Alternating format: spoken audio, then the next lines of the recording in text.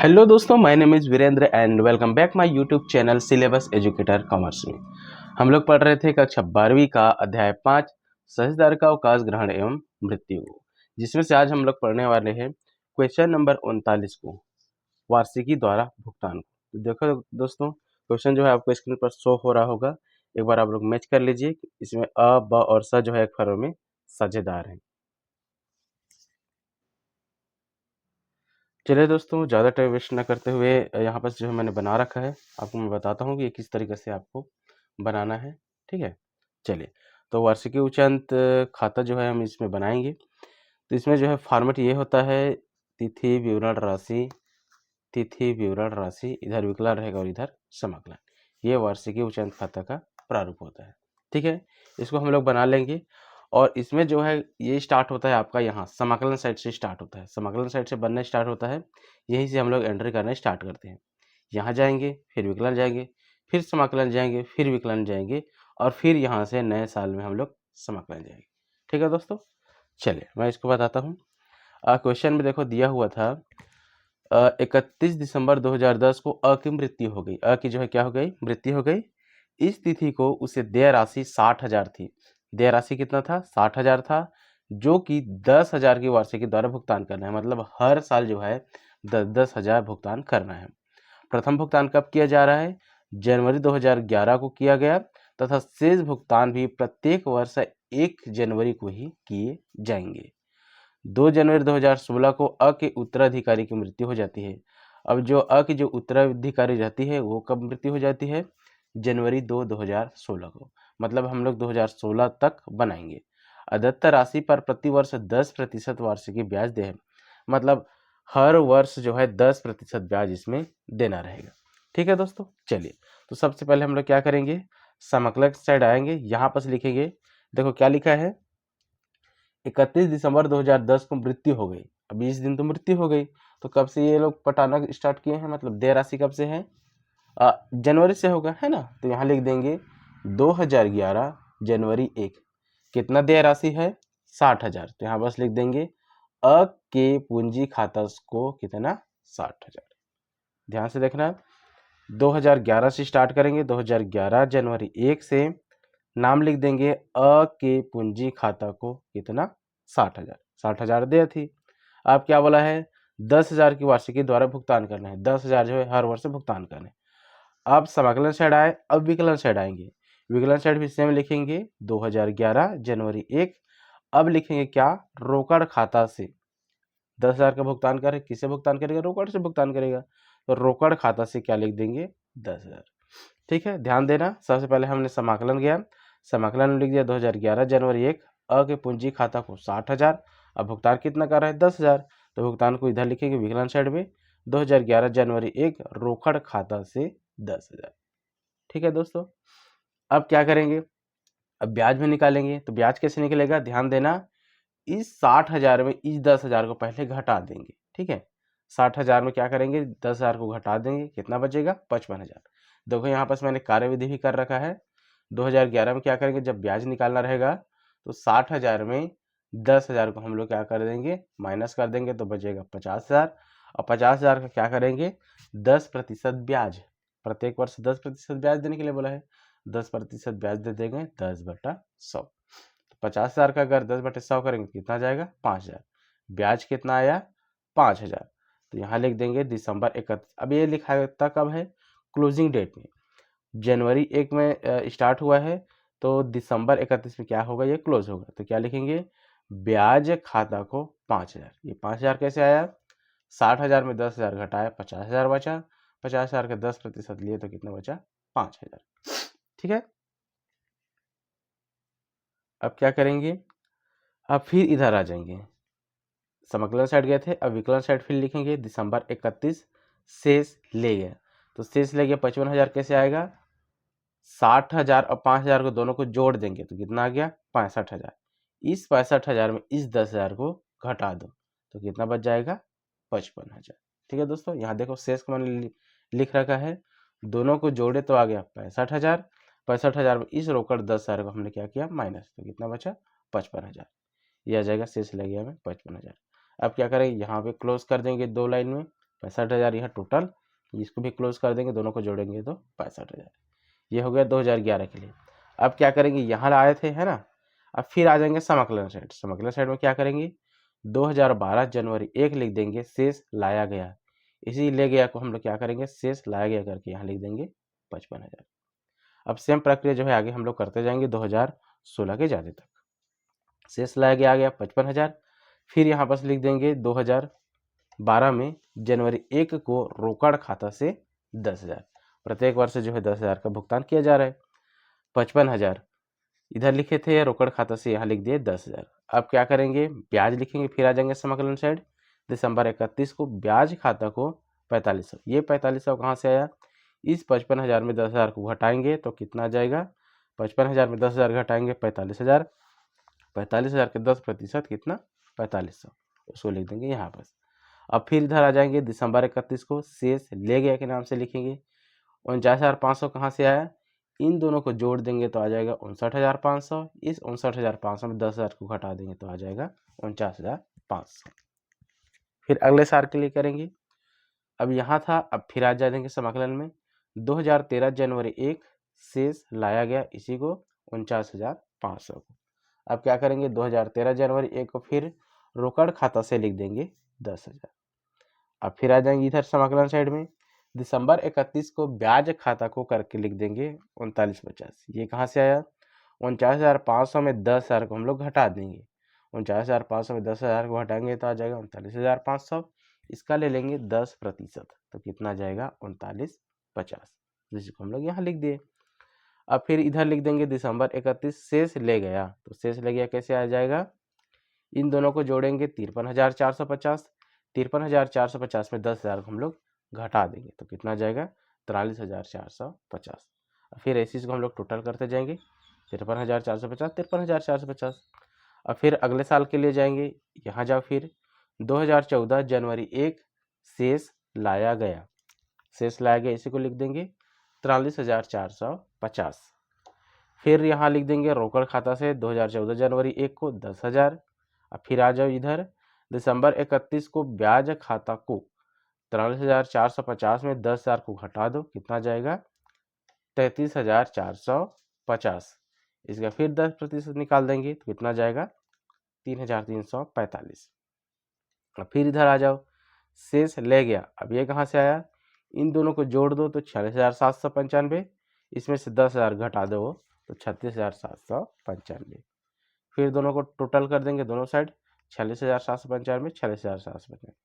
अब इसको फिर नया साल आ जाओ 2015 जनवरी 1 शेष लाया गया, इसी को ला देंगे 36,795। फिर सेम प्रक्रिया करेंगे, 36,795 यहाँ शेष लाया गया हम लिख दे। अब विकलन साइड जाएंगे, विकलन साइड 2015 जनवरी 1 को फिर लिखेंगे रोकड़ खाता से कितना 10,000। अब फिर आ जाओ समाकलन साइड, दिसंबर 31 को क्या लिखेंगे, ब्याज खाता को, ठीक है। तो 2680 कहाँ से आया, 36,795 में 10,000 को पहले घटा देंगे। 36,795 में 10,000 तो आ जाएगा 26,795। इसका ले लेंगे 10%, तो ये आ जाएगा 2679.5। तो इसको हम लोग ले लिए कितना 2680 करके। ब्याज खाता को आ गया कितना 2680, दोनों को जोड़ देंगे तो आ जाएगा 39,475। अब इस 39,475 को 10,000 को घटाएंगे तब क्या जाएगा, हमारा शेष ले गया 29,475। दोनों को हम लोग फिर बराबर कर दिया 39,475, 39,475। अब आ जाते हैं कितना 2016 जनवरी 1। 2016 जनवरी 1 शेष लाया गया करके लिख दिए कितना 29,475, ठीक है। तो यहाँ पर देखो क्वेश्चन में दिया था 2 जनवरी 2016 को अ के उत्तराधिकारी की मृत्यु हो गई। अब इसके बाद जो है आगे हम लोग नहीं जाएंगे, जनवरी 2 को इसकी मृत्यु हो जाती है तो हम लोग क्या करेंगे, इसी में हम लोग क्लोज कर देंगे। 2016 जनवरी 1 शेष लाया गया करके लिख दिए 29,475। अब इधर फिर लिख दो जनवरी 2016 जनवरी 1 रोकड़ खाता से कितना 10,000, तो पता नहीं है 10,000 का भुगतान करना ही है तो 10,000 हो गया। अब क्या करेंगे, जो भी बचता है राशि उसको हम लोग जो पुराने साझेदार जो बचे हैं उसको हम लोग बांट देंगे, ठीक है। तो यहाँ से 29,475 वगैरह अगर हम लोग 10,000 को घटा दिए तो कितना आ गया 19,475। इस 19,475 को हम लोग क्या करेंगे ब के पूंजी खाता से और स के पूंजी खाता से हम लोग उस दोनों को बराबर बराबर बांट देंगे। तो बराबर बराबर बांटेंगे तो क्या करेंगे हम लोग, इसको 2 से हम लोग भाग दे देंगे। तो कितना आ जाएगा 9737.5। दोनों को हम लोग क्या कर देंगे, बांट देंगे। 9737.5 9737.5 और लास्ट में हम लोग क्लोज कर देंगे 29,475 और 29,475। तो देखो ये हमारा बन गया क्वेश्चन नंबर 39, वार्षिकी उच्चंत खाता। इसमें एक जो है ध्यान देने वाली बात यह है कि जब भी आप लोग वार्षिकी उच्चंत खाता बनाते हो तो ये समाकलन से स्टार्ट होता है, इसको आप लोग ध्यान रखना। समाकलन से स्टार्ट होगा और उसके बाद फिर आप लोग विकलन जाओगे और फिर समाकलन जाओगे और फिर विकलन जाओगे, उसके बाद फिर नए साल में फिर समाकलन जाओगे। तो ऐसा जो है जिग जैग मोमेंट में ये जाते जाता है, समाकलन विकलन समाकलन विकलन फिर समाकलन। ठीक है, इस बात को आप लोग ध्यान रखना। तो ये हमारा बन गया क्वेश्चन नंबर 39। ठीक है दोस्तों, तो ये हमारा क्या बन गया, क्वेश्चन नंबर 39। यहाँ पे अगर आप लोगों को नहीं दिख रहा होगा तो देखिए, दिख रहा है? ठीक। चलिए दोस्तों, अब इसी में से हम लोग आगे देखेंगे क्वेश्चन नंबर 41, संयुक्त जीवन बीमा पॉलिसी। ठीक है, इसमें जो है ए तथा बी साझेदार हैं। बीमा पॉलिसी वाला ये क्वेश्चन है। क्वेश्चन स्क्रीन पर दिख रहा होगा, देखिए एक बार। ठीक, तो क्वेश्चन नंबर 41 को भी मैंने यहाँ पर बना रखा है। इसमें देखो क्या बोला है, ए की मृत्यु पर उसका पूंजी खाता बनाइए। केवल जो है ए और बी दो जने हैं जिसमें से ए की मृत्यु हो जाती है और ए का ही हमें क्या बनाना है, पूंजी खाता। तो इसका प्रारूप क्या होता है, तिथि विवरण राशि, तिथि विवरण राशि, ये इसका फॉर्मेट होता है। ठीक है, चलिए तो क्वेश्चन को आप लोग एक बार ध्यान से पढ़ लेना। इसमें देखो क्या क्या दिया है, एक बार मैं बता देता हूँ। 12,000 की एक लाभ रहित बीमा पॉलिसी थी। कितना थी, 12,000। ये ए और बी दोनों का था। तो अगर हम लोग केवल ए का ही निकालेंगे तो हमें क्या करना पड़ेगा, केवल 12,000 में केवल ए का हम लोग अलग से इसमें निकाल के दर्शा देंगे। जिसकी भी प्रीमियम 7,000 वार्षिकी थी और इसमें दिया है 2:1 के अनुपात में बांटते हैं, मतलब ए और बी दो साझेदार हैं। ठीक है, ध्यान देना, अगर हमारे पास ए और बी दो साझेदार हैं तो इसमें क्या बोला है, 2:1, मतलब ए का कितना हो जाएगा, 2/3। ठीक है, उसके बाद दिया है 31 मार्च 2016 को ए का देहांत। 31 मार्च 2016 को क्या होता है, ए का देहांत हो जाता है। और फिर बोला है 31 मार्च 2016 तक ए के लाभ का भाग कितना था, 1250 था। यहाँ पास ये पॉइंट ध्यान देना, हमेशा 31 मार्च को ज़्यादा जो है वैल्यू दिया जा रहा है। ठीक है, उसके बाद है अंतिम चिट्ठे की तिथि पर पूंजी कितना था, 10% वार्षिक देना है और ए की पूंजी थी कितना, 15,000। सबसे पहले तो इसी को लिखा जाएगा, पूंजी जितना भी आता है उसको। ठीक है, उसके बाद ख्याति का मूल्यांकन दिया है 24,000। अब एक ख्याति टोटल दिया है 24,000, इसमें हमें अब ए को कितना मिलेगा उसको अलग से निकालेंगे। उसके बाद फिर देखो 31 मार्च को ज़्यादा वैल्यू दिया गया है, ए ने 4,000 का आहरण किया, 4,000 का क्या किया था, आहरण किया था। चलिए अब इसमें क्या बोला है, हमें पूंजी खाता बनाने के लिए बोला है। तो इसमें हमें क्या करना पड़ेगा, सबसे पहले जो भी पूंजी होगा ए का उसको लिखेंगे। तो यहाँ पर देखेंगे ए की पूंजी 15,000 थी, तो यहाँ लिख देंगे 2016 मार्च 31। ठीक है, मार्च 31 को लिखेंगे शेष लाया गया, पूंजी को क्या लिखेंगे, शेष लाया गया के नाम से। कितना था पूंजी, 15,000 पूंजी थे, तो यहाँ पर लिख दिए 15,000। ठीक है, उसके बाद जो है मार्च 31 को ही इनका लाभ था, लाभ कितना था, 1250। लाभ कितना था, 1250, तो उसको भी लिख देंगे। लाभ 3 माह, 3 माह क्यों किया, देखो जनवरी 1 से अगर स्टार्ट होता है, जनवरी 1 से 31 दिसंबर तक जो है फॉरवर्ड रहता है ना। तो इसमें हमेशा जो है 31 मार्च 31 मार्च 31 मार्च को जो है ज़्यादा वैल्यू दिए गए हैं। तो यहाँ क्या होगा, जनवरी से अगर हम लोग 31 मार्च तक गिनेंगे तो जनवरी फरवरी मार्च 3 महीने का होता है। तो लाभ कितना मिलेगा, 3 महीने का कितना, 1250। ये हो गया। उसके बाद फिर इसमें देखो क्या है, ब्याज भी दिया गया है 10%। तो यहाँ लिख देंगे मार्च 31 को ब्याज खाता को, तो ब्याज देखो 15,000 टोटल हमारा पूंजी है, उस पर क्या लगाएंगे, 10% का ब्याज और 3 माह के लिए और लगाएंगे। ठीक है, तो यह जाएगा 3/12। अगर इसको हम लोग पूरा सॉल्व करते हैं तो कितना आता है 375। ब्याज खाता को कितना आ गया 375। अब इसमें आप लोग ध्यान देना, बीमा पॉलिसी भी है, ठीक है, ए तथा बी का बीमा पॉलिसी भी है तो उसको भी लिख देंगे। मार्च 31 को बीमा पॉलिसी को करके 12,000 टोटल है, ए का कितना जाएगा 2/3 कर देंगे, ठीक है। ए का वैल्यू जब लेंगे तो 2/3 हो जाएगा। तो इसको अगर हम लोग सॉल्व किए तो कितना आ गया 8,000। मतलब बीमा पॉलिसी 12,000 था, उसमें से ए का कितना आ जाएगा हिस्सा 8,000 आएगा। उसके बाद फिर देखना इसमें क्या दिया है, ख्याति खाता को मूल्यांकन दिया है कितना 24,000। ख्याति जो है टोटल कितना है 24,000 है। अब उस 24,000 में से ए को कितना मिलेगा तो यहाँ से लिख देंगे, ए को निकालने के बाद बी की पूंजी जो है कितना आ जाएगा वो देखते हैं। अब यहाँ देखो ए का पूंजी खाता ही बना रहे हैं तो यहाँ पास ए के पूंजी खाता से नाम नहीं लिख सकते, इसलिए हम लोग क्या लिखेंगे बी के पूंजी खाता को, ठीक है। बी के पूंजी खाता को लिखेंगे। 24,000 हमारे पास है टोटल ख्याति, तो इसमें क्या कर देंगे 2/3। ए का कितना है 2/3। यहाँ से जब इसको सॉल्व करेंगे तो कितना आ जाएगा 16,000। यहाँ पे ध्यान देना, जब ए की पूंजी खाता को अगर बना रहे हैं तो यहाँ पास ए का ही नाम नहीं आएगा, ठीक है। जिस खाता को बनाता है उसी का नाम नहीं आता, तो इसको हम लोग क्या लिखेंगे बी के पूंजी खाता को लिखेंगे।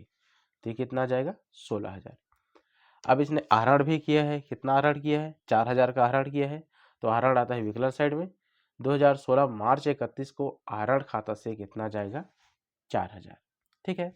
इतना ही लिखना था। अब हम लोग क्या करेंगे, समग्र सेट को पूरा टोटल योग कर लेंगे तो कितना आ जाएगा 40,625।